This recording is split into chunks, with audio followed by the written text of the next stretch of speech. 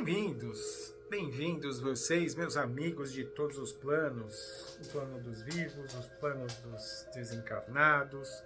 Sim, tem muita gente de outra dimensão que assiste o canal, aprende com o canal, aprende com você, ouvindo, seja onde estiver que você esteja ouvindo. Enfim, é um mundo de ensinamentos que o plano espiritual nos traz, um pouquinho da boa ação que a gente faz, passando essa lição para frente, vocês assimilando, escutando em casa. Tudo isso é um belo mundo de surpresas e que bom, fico muito feliz que o Sercon seja um catalisador de tudo isso. Vou lembrar para vocês, no momento em que essa palestra é gravada, nós estamos vivendo a Quaresma. E especialmente nesse momento, o plano espiritual nos passou que essa Quaresma vai nos testar bastante. A gente está vivendo aí uma turbulênciazinha na nossa psicosfera normalmente, só que isso vai se potencializar um pouco mais. Os mentores pedem que nós sejamos mas muito comedido, principalmente com as palavras. Então, sabe aquele freio que a gente precisa usar para o carro, na bicicleta, na moto, onde quer que seja, que ele esteja aqui, ó. Que nós não nos coloquemos em discussões, que nós não usemos a verborragia, que nós saibamos ficar quieto na hora certa, que não compremos briga, enfim, olha essa lista infinita de coisas que eu passo para vocês, que os mentores pediram nessa Quaresma. Caprichemos nesse desafio, por favor. A psicosfera agradece, nós como seres viventes agradecemos, a turminha invisível ainda não esclarecida não será alimentada com isso. Eu acho que a gente faz uma egrégora melhor, que é essa que a gente se formou, chamada Sercon, ok? E falando em desafio e pulando para a nossa lição dessa sexta-feira, lembrando que essa aqui é gravadinha, muito bem mexida pela nossa querida Bi, e às quartas-feiras o Sercon realiza o seu momento de palestras, seu momento de vibrações, de abertura, de fluidificação da água, de passe coletivo. Então fica aí o convite, se vocês quiserem conhecer, fica na rua Natingui, aqui em São Paulo. Então, chegando na Natingui, descendo São Macário, fica aí o convite para vocês que estão aqui em São Paulo e quer conhecer aquele espacinho de luz, oração, caridade, benfeitoria, etc, etc, etc. Voltando ao lance do desafio, eu acho que é a principal essência da lição de hoje. Lembrando que nós estamos seguindo o livro Caminho, Verdade e Vida, e dessa vez a lição é de número 102, que tem como título O Cristão e o Mundo. Ela, pegando aqui pela colinha, a dupla dinâmica que eu adoro dizer, Chico e Emmanuel. Emmanuel sempre inteligentemente não só agrupa alguns temas por similaridade, por essência e coisas assim. Talvez, se vocês assistirem a última palestra dada pelo Fernando, vocês vão ver que segue um fiozinho e assim sucessivamente. Em certos momentos vocês vão perceber que elas têm alguma coisa entre si e vale a pena pegar esse fio. Ela é ilustrada por um trecho de Marcos, que diz assim: primeiro a erva, depois a espiga e por último o grão cheio na espiga. É uma frase do Mestre Jesus, é uma das parábolas mais curtinhas que se conhece. Ela deve ter aí, sei lá, seus 3 parágrafos, e a parábola do grão da mostarda. E qual foi a palavra que eu trouxe para vocês que tinha a ver com esse tema? É um desafio. Juntando o título, se você pega o cristão e o mundo. Hoje em dia, não só o cristão, mas todo ser que deseja galgar algum espacinho, galgar alguns degraus aí na escala evolutiva, entendam, não é fácil a gente ter, dentro desse prisma de evolução, tudo que a gente vê nesse processo de lutar contra esse movimento positivo que nós temos. Cenário: planeta Terra. Um planeta que vive expiação, provas. Especificamente nesse ano, nesse tempo de agora, muitas das provas. E entendendo as pessoas que aparecem no Sercom, as pessoas que aparecem em outros lugares com aquele gritozinho calado de socorro, com as suas angústias, com os seus problemas particulares, com os seus estouros, com os seus não dá. Então o que a gente coloca é que a psicosfera desse nosso planetinha está bem pesada. A gente tem, hoje em dia, brigas por tanta coisa, a gente tem discussão por tudo. A gente está vivendo uma época da Atlântida onde tudo era muito fácil para o negativo. Voltando para nós, dentro desse mundo, o que a lição fala, basicamente, e que o mestre colocou, né, ele foi muito inteligente, mais uma de suas metáforas, em recorrer nesse lance. A erva está longe da espiga, assim como a espiga está longe dos grãos bonitinhos, prontinhos, madurinhos, ok já para comer, para ser consumido, enfim, que é aquela coisa que está pronta. Então, nesse processo de crescimento, de erva, espiga, grão prontinho e tal, qual é a maior barreira, já trazendo a metáfora? É justamente isso que eu acabei de falar, é o nosso próprio mundo. Quando a gente está nesse processo, antes, né, quando a gente é essa ervinha, esse diamante bruto, ou essa pedrinha bem brutinha mesmo, quem nos dera ser diamantes, a gente está nesse processo, a gente é só mais um, a gente é mais um nesse montante gigante de pessoas que ainda ou não despertaram, ou já estão completamente voltadas para negatividade, para o mal.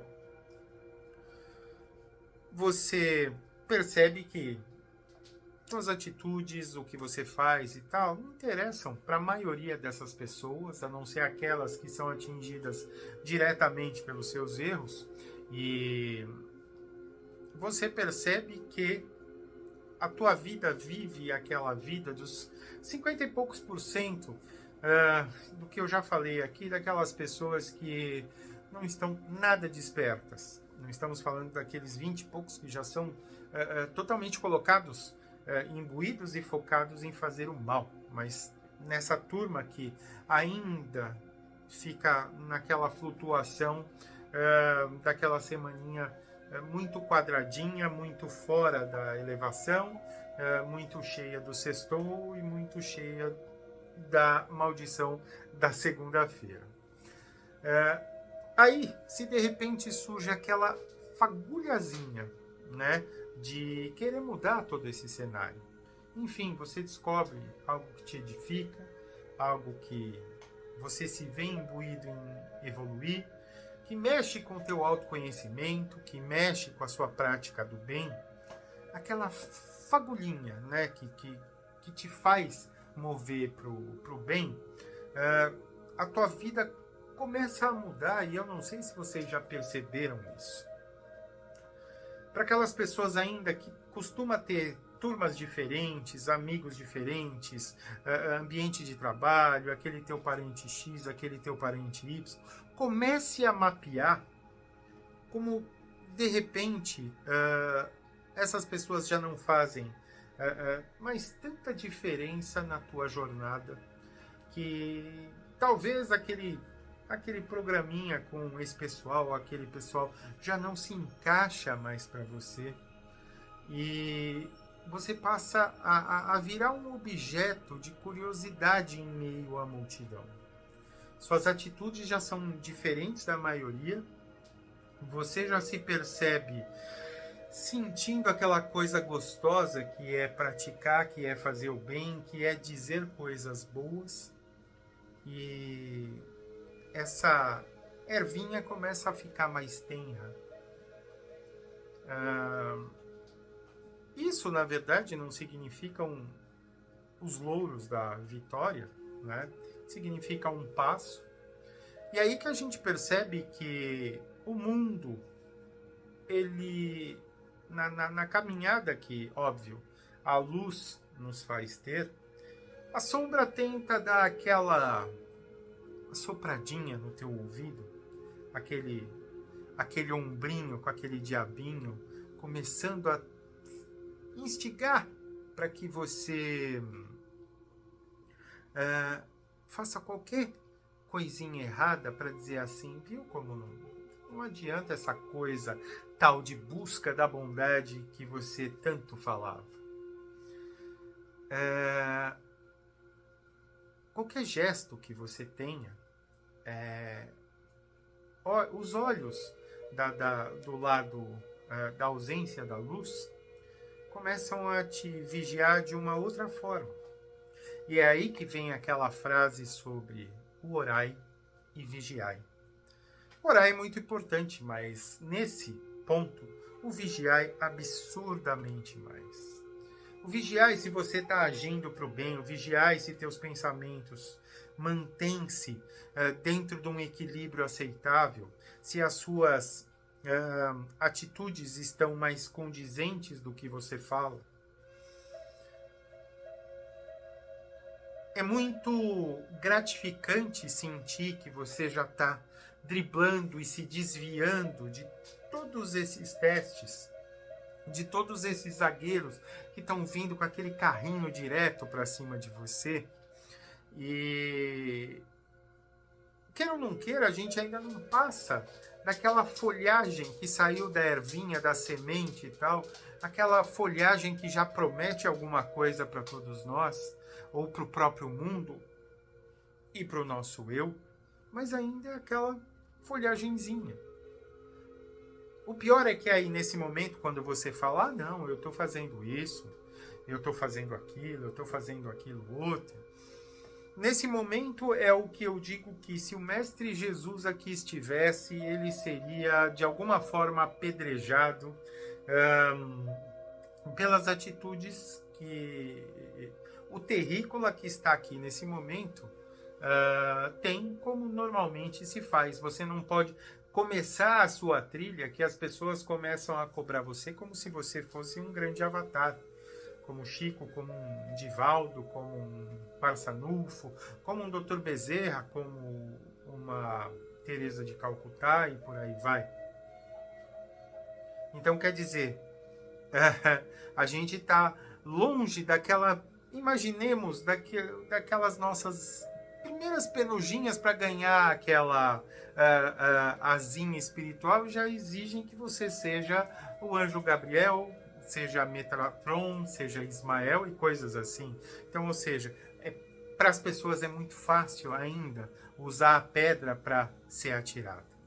E é nesse momento que muitos de nós, os aprendizes, esses tais cristãos que estão tentando caminhar nesse mundo, começam a desistir e falam assim, o que adianta? Eu estou tentando, e meu lombo continua a ser chicoteado. O que a lição termina dizendo é que a gente está no começo da nossa jornada. É como um pai, uma família que começa a educar seu filho e precisa entender que a gente começa engatinhando, que a gente começa dando os nossos primeiros passos bem desequilibrados e que depois a gente começa a andar um pouquinho mais firme, mas ainda caindo, até a gente entender que nós estamos num equilíbrio que vale a pena, não só a gente andar, mas a gente precisa correr. E é nessa hora que a gente precisa de apoio. E nessa mesma metáfora, continuo dizendo, vale ainda ajudar, porque todos nós somos um. E justo nesse momento em que nós precisamos ser uma egrégora, um conglomerado, uma leva de seres que precisam caminhar para o mesmo rumo, a última coisa que essa onda precisa é de pedras, é de maledicências, é de críticas. Pô, você não era o bonzão, o caridoso?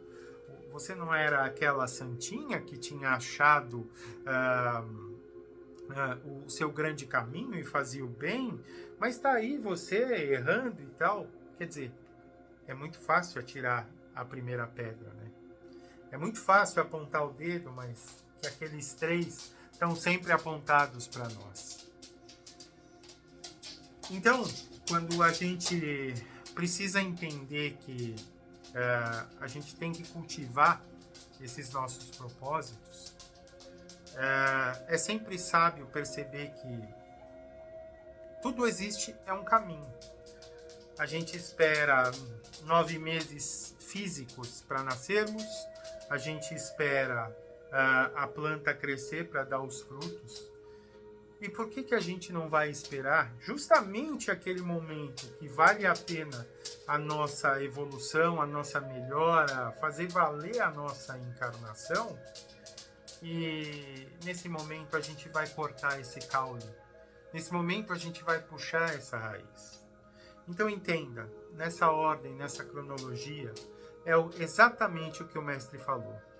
Primeiro a erva, depois a espiga e por último esse grão cheio, esse grão tenro, esse grão forte, esse grão cheio na espiga.